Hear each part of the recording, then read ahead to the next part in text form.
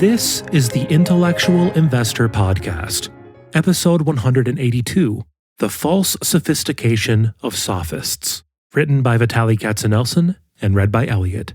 For more episodes, go to investor.fm, or to read this article instead, head to contrarianedge.com.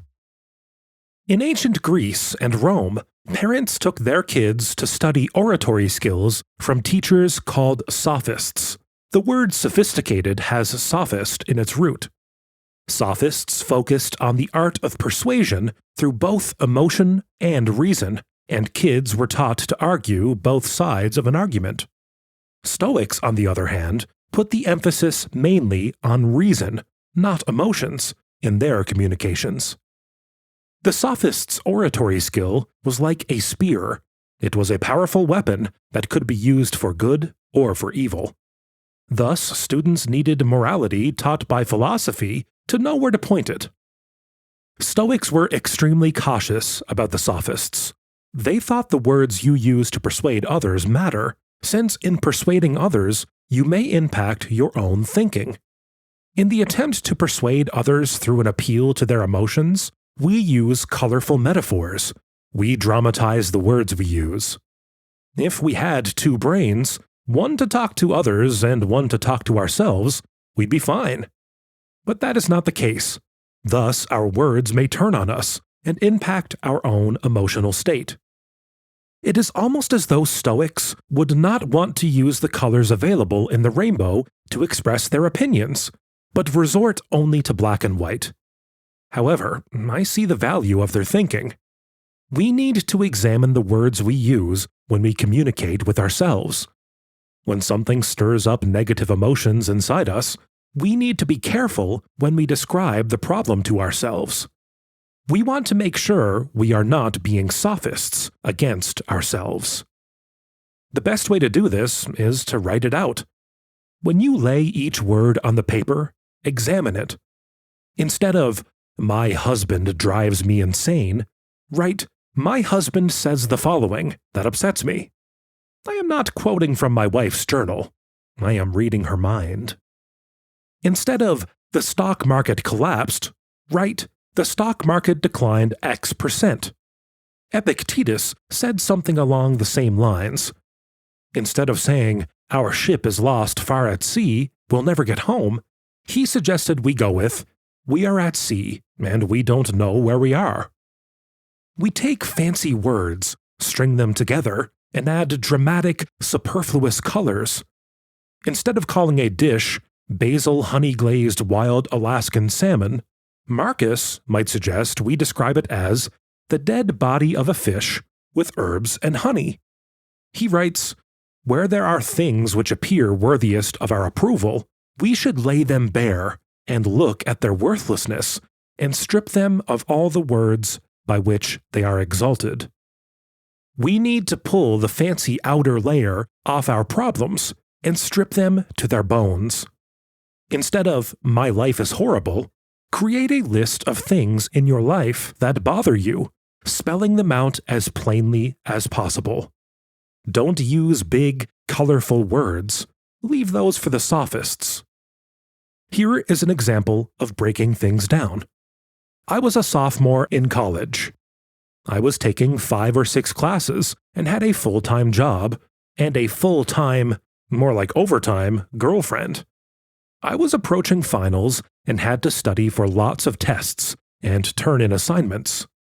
And to make matters worse, I had procrastinated until the last second. I felt overwhelmed and paralyzed. I whined. I am sure I was using big, colorful sophist words to my father about my predicament. His answer was simple. Break up my big problems into smaller ones.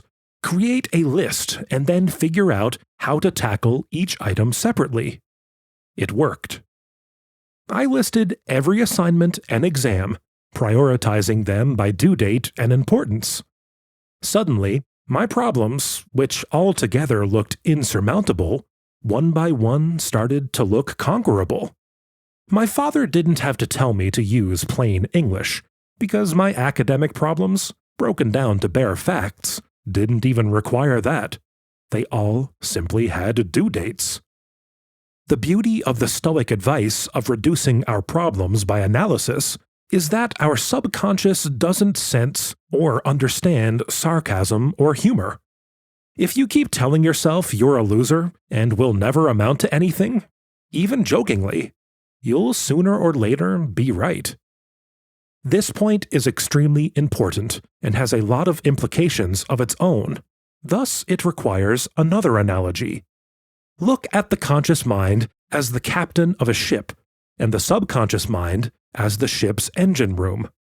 Those in the engine room don't see what the captain sees, and thus if the captain says go forward, in reverse, to port, or to starboard, they just follow the command without questioning. Is this command good for the ship? The engine room doesn't know, nor does it care. Our subconscious doesn't exercise that judgment. The words you use to talk to yourself matter, so be careful with them. To illustrate my next point, I'd like to share a story from my favorite book of all time, Fooled by Randomness, by Nassim Nicholas Taleb. Around 155 BC, Athens sent Carneades, a philosopher, to Rome to plead with the Roman Senate for a favor. Athens had been levied a fine by the Romans, which Athens desperately wanted removed. Carneades delivered a brilliant speech. The audience was swayed by his passionate delivery. However, this was not the message Carneades wanted to convey. He felt the audience had been swayed by his delivery, not by the logic of his brilliant argument. So the next day, Carneades came back to the same square and delivered another impassioned speech, making the opposite point from the day before. He managed to persuade the audience all over again. Unfortunately for Athens, Cato the Elder was in the audience this time, and enraged at Carneades' oratorial antics, he convinced the Senate to send the ambassador packing. Though Taleb was trying to make a different point with this story, the lesson I got out of it was, beware the Sophists. A great speaker can bend logic with emotions and exert undue influence on your decision-making. In my day job, investing, I talk to executives who run the companies we are analyzing. I also listen to dozens of conference calls each month. To become a senior-level executive at a publicly traded company, you need to be a good communicator.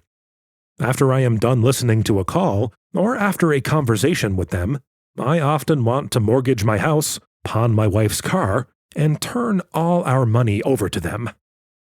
Just to be clear, I don't want to imply that all executives with great oratory skills are frauds.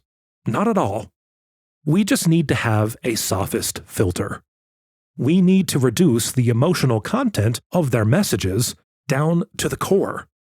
Remove the emotional content of the message, identify the important points the CEO made, and break them down to their essence. The better someone speaks, the more discriminating your sophist filter needs to be. Your sophist filter should also be on when you deal with cynics. Not the ancient Greek cynics with a capital C, just plain old cynics, people who paint negative pictures. They always sound smarter than optimists, but they are not always right. You also want to be aware of arguments made through jokes, especially at the expense of your own argument. By getting people to laugh, your opponent brings them over to their side of the argument. This doesn't make them more right, though.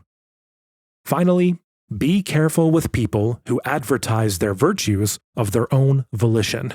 I am honest. I never steal. Odds are that by advertising their virtues, they are overcompensating for that void in their character. A fellow I know was beating his chest, boasting about the strength of his word and his character. He borrowed a large sum of money from another friend of mine, skipped town, and never paid it back. I'll let Seneca conclude this discussion. A sword never kills anybody. It is a tool in the killer's hand.